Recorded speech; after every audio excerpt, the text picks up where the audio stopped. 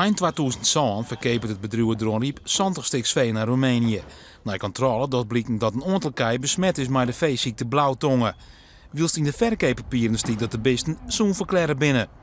Later komt er ook nog fraude op het jacht bij de levering van kei aan Georgië, Rusland en Jordanië. Het gaat daarbij om 87 kei dat blauwtongen bij constateerd wordt. Ik zou dat willen kwalificeren als laag bij de grondse fraude en zwendel. Met als kortzichtig doel een winstbejag op korte termijn. Die grote gevolgen had kunnen hebben voor de gehele export van levend vee naar het buitenland en de positie van Nederland daarin. De officier eerst een de celstraf zien de directeur van het veetransportbedrijf. Maar de man ontkent opdracht te hebben voor de fraude.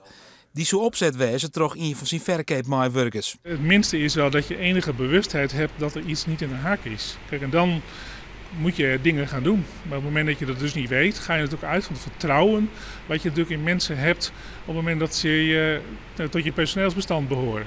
Gelet op zijn directeursfunctie, zijn managersrol, was hij in die periode gehouden en bevoegd maatregelen te treffen om dit soort verboden gedragingen te voorkomen. Maar hij deed niets. Financiële belangen werden zwaarder gewogen en er waren immers leverancieverplichtingen. Dan is er nog de veearts die de blauwtongenverklaringen vervalsen had. Hij zei dat, krijgelijk als de verkeepmedewerker, dient te hebben in opdracht van de directie. Dus waar had nou gelijk? Nou, wat je natuurlijk wel vaker ziet, dat in verhoorsituaties, dat soms het eerste verhoor heel duidelijk is. Maar als je meer verhoren hebt, dat mensen wat gaan schuiven onder druk of onder invloed van de opsporingsambtenaren die denken dat het op een bepaalde manier zit. En dat lijkt hier, moet heel voorzichtig zijn, het lijkt hier ook een beetje aan de hand te zijn.